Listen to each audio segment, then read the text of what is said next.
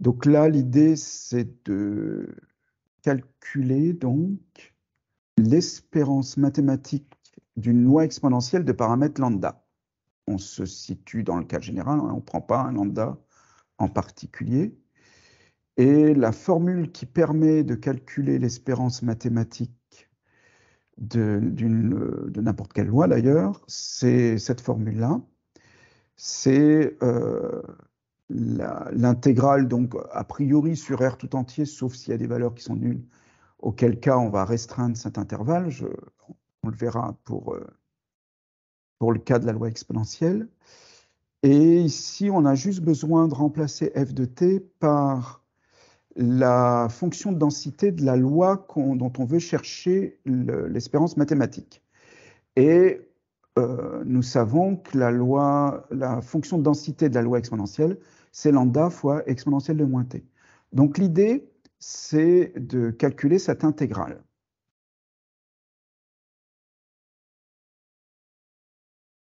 Voilà.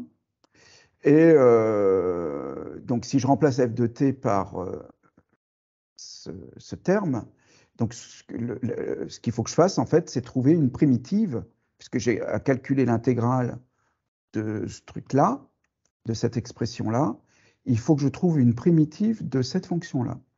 Alors, vous pouvez passer le temps que vous voudrez, a priori, vous ne trouverez pas.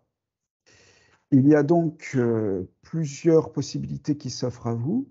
Soit vous êtes en autonomie et il faut utiliser la méthode dite d'intégration par partie, qui est la seule qui permette de trouver de façon autonome, alors certaines primitives, parce que ça ne marche pas avec n'importe quelle fonction, en fait.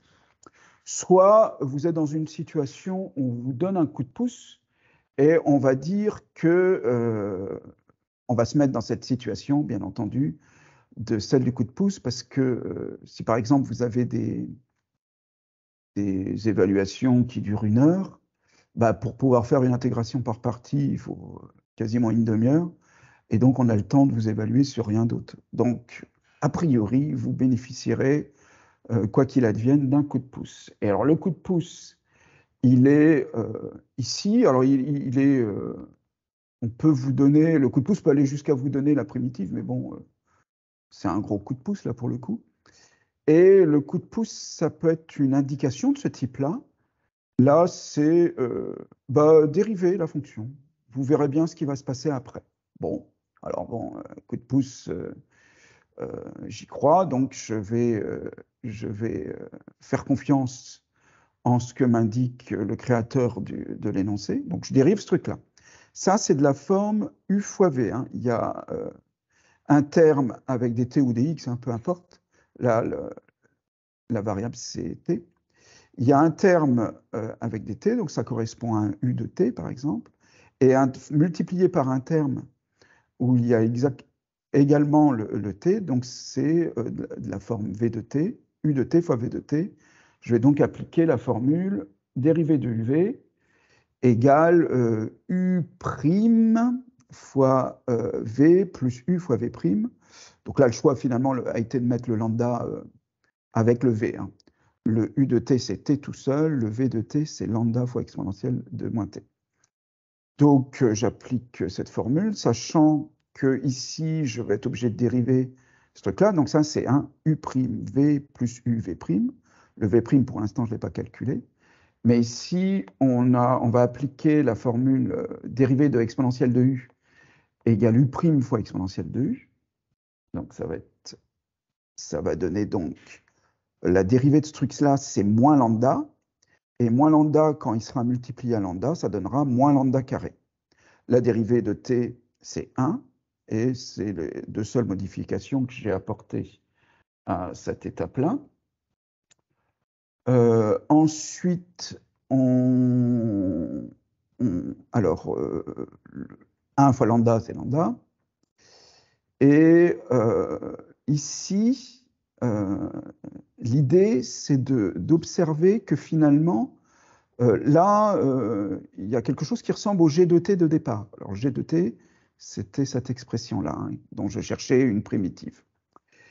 Et donc, il y a bien le exponentiel de moins t là, il y a un lambda qui traîne dans le lambda carré, et puis il y a un t. Donc, ce qui reste en fait, à part g, c'est le moins et le lambda. Donc, vous pouvez vérifier en remplaçant g de t par ce truc-là, vous retomberez bien sur cette expression-ci. Alors, quel est l'intérêt d'avoir écrit, d'avoir fait apparaître g de t? Bah, alors, donc ça, c'est l'expression que je viens d'apprendre. Moi, ce que je veux, c'est trouver une primitive de G. Or, G, en fait, c'est une primitive de G'. Donc, si je cherche une primitive de ce terme-là, ça va être égal à une primitive de ce terme-là, plus une primitive de ce truc-là. Et donc, non, là, l'idée, c'est d'abord d'isoler, excusez-moi. L'idée, c'est d'isoler G de t, pardon, dans un premier temps.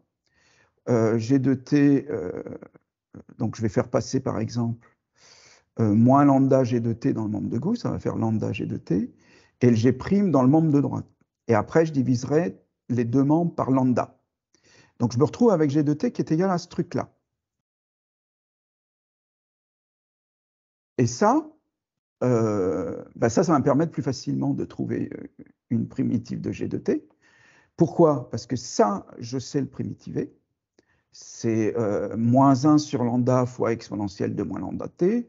On a très souvent cherché une primitive de cette fonction, donc je vous laisse faire référence à des exercices précédents. Et une primitive de G', c'est G, comme je l'avais annoncé tout à l'heure, mais je n'avais pas opté pour une bonne méthode. Une primitive de G', c'est G. Donc je mets ça là, la constante reste. Et donc, la primitive que je cherche, c'est ce terme-là, en remplaçant G de t par sa valeur. Et finalement, l'indication, le coup de pouce, m'a permis de trouver une primitive de petit g. Alors, ça reste, malgré le coup de pouce, ça reste quand même encore complexe. Mais imaginez sans le coup de pouce. Sans le coup de pouce, et que vous voulez... vous n'arrivez pas à trouver la primitive, vous ne savez pas utiliser la technique de l'intégration par partie, il faut bien trouver, il faut bien faire... essayer de deviner un petit peu la forme que va avoir la primitive, et ça, c'est beaucoup, beaucoup plus compliqué. Alors, désormais, j'ai primitive de G, donc de ce truc-là. Je vais pouvoir calculer mon intégrale. Alors, vous vous rappelez, hein, on est obligé de passer à la limite quand on cherche l'intégrale de 0 à plus infini, la limite quand la lettre, l'inconnu que j'ai écrit ici, tend vers plus infini. Donc là, l'étape suivante, ça sera de faire tendre ce que je vais trouver ici vers faire tendre x vers plus infini. Ça me permettra de trouver l'intégrale que je cherche, c'est-à-dire l'espérance mathématique. Donc, je calcule ce truc-là. Ça, c'est donc G, on l'a nommé comme ça. Et une primitive de G, c'est grand G. Donc là, j'applique la formule grand F de B moins grand F de A. Je remplace tous les t par des petits x dans ma fonction G de t que j'ai trouvée précédemment. Je calcule l'image de 0, ça donne cette chose-là.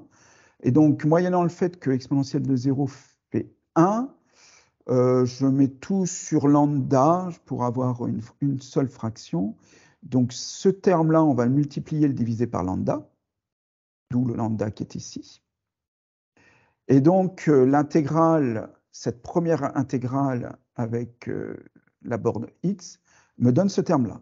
Et maintenant, à l'étape 3, je vais faire tendre x vers plus l'infini. Et donc, alors pour que ce soit un peu plus simple, je découpe en 3 cette limite-là. Et je factorise par 1 sur lambda, parce que lui, il va rien modifier. Alors, les termes qui sont importants, ça va être les lambda x. Alors, ce terme-là, lambda x va tendre vers moins lambda x, pardon, va tendre vers moins l'infini. Donc, ce terme-là va tendre vers 0. Et ici, en fait, il faut utiliser les croissances comparées. Il faut utiliser les croissances comparées. Alors, en toute rigueur, on doit faire un changement de variable. Poser grand X égale moins lambda X. Et donc, on va se retrouver ici avec la limite de grand X exponentielle de grand X quand grand X tend vers moins l'infini, puisque ce terme-là va tendre vers moins l'infini. Et ça, c'est une formule de cours. Alors, vu les années précédentes, ça fait partie des limites qu'on met dans la catégorie des croissances comparées. Et donc, cette limite-là, quand grand X tend vers moins l'infini, ça fait 0. Donc, ce terme-là, alors ce terme-là, on l'a déjà dit, ça tendait vers 0. Ce terme-là tend vers 0. Le 1 tend vers 1, il n'y a pas de x qui modifie sa valeur. Le 1 sur lambda tend vers 1 sur lambda, il n'y a pas de x qui multiplie sa valeur. Et donc, au final,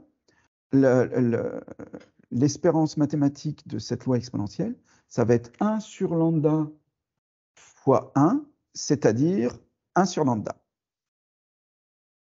Ce qui achève donc ce calcul de l'espérance mathématique de la loi exponentielle.